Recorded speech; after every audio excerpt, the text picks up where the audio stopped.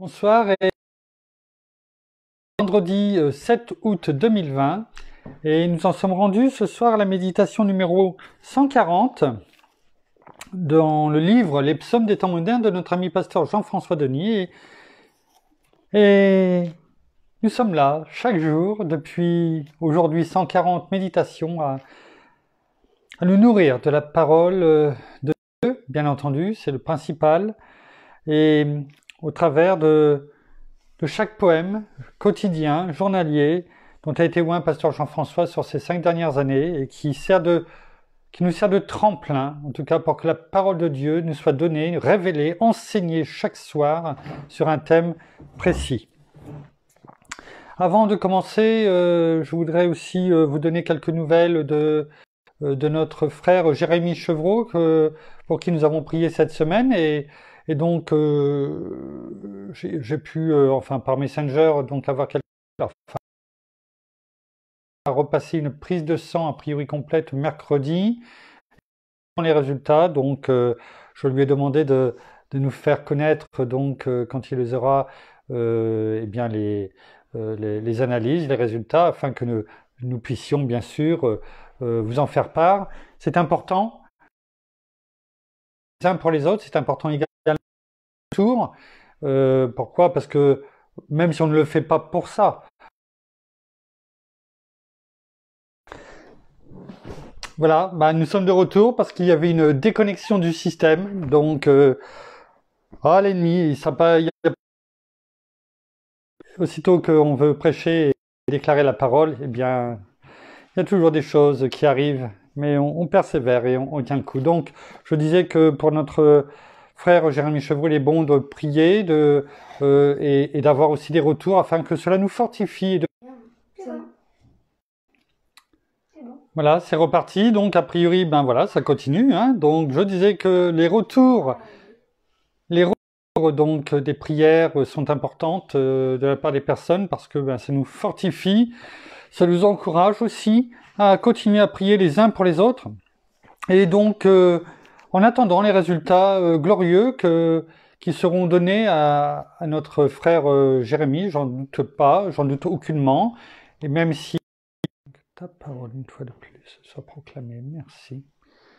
Alors, je ne sais pas pour combien de temps on va encore être entre guillemets à l'antenne.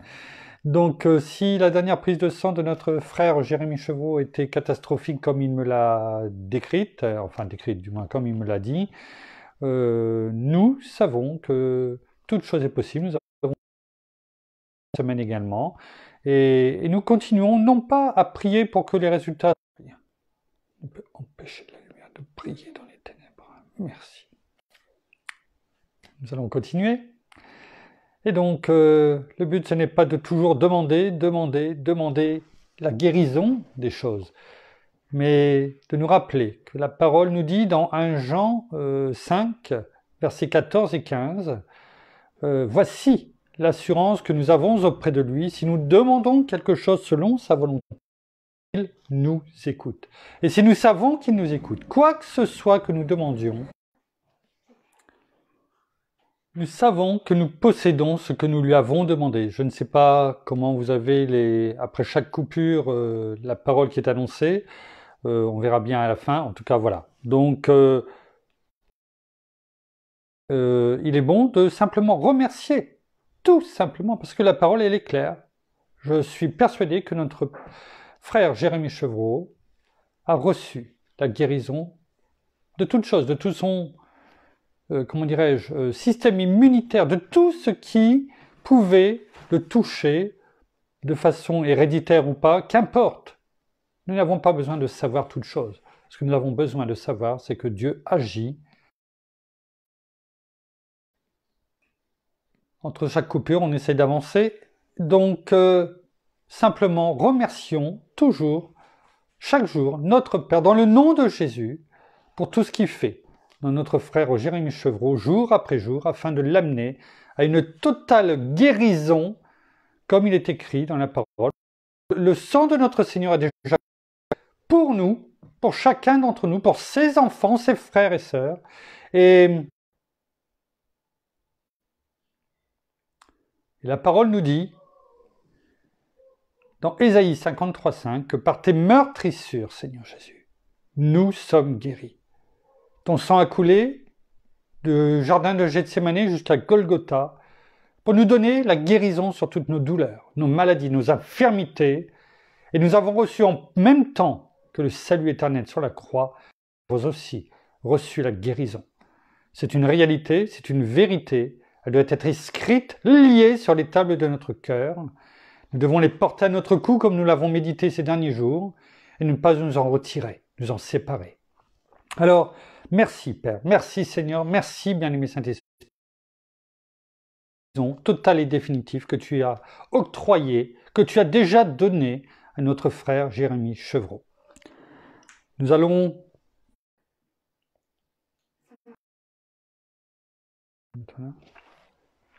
Donc bon, a priori c'est revenu, ma fille me dit que c'est revenu, donc nous allons commencer donc à prendre et à regarder ensemble le titre de ce soir. Alors ça prendra plus de temps que prévu, forcément.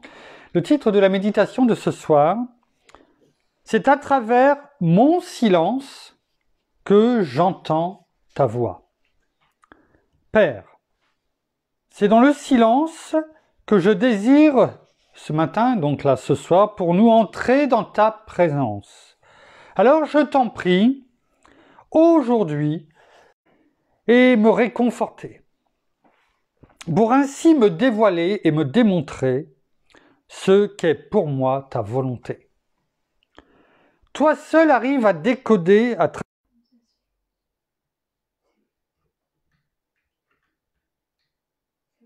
mauvais plis, je t'en à soustraire de ma vie tout si mon adversaire a... Alors oui, à la question, c'est Francis qui demande, si je ne me trompe pas, si c'est...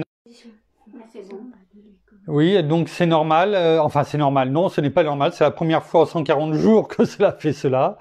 Mais comme quoi le message de ce soir, à mon avis, il veut pas que l'ennemi ne veut pas que nous le disions, mais nous allons persévérer en tout cas. Et nous espérons, en tout cas, au-delà de toute espérance, que toute chose sera faite. Je reprends, normalement où j'en étais, à soustraire de ma vie tous ces mauvais plis, jetant ainsi mon adversaire à terre. Père, que par mon silence, tu augmentes en moi cette résilience, qu'en toi, je puisse au quotidien ma force, même si les choses autour de moi se corsent. Ce qui est le cas ce soir.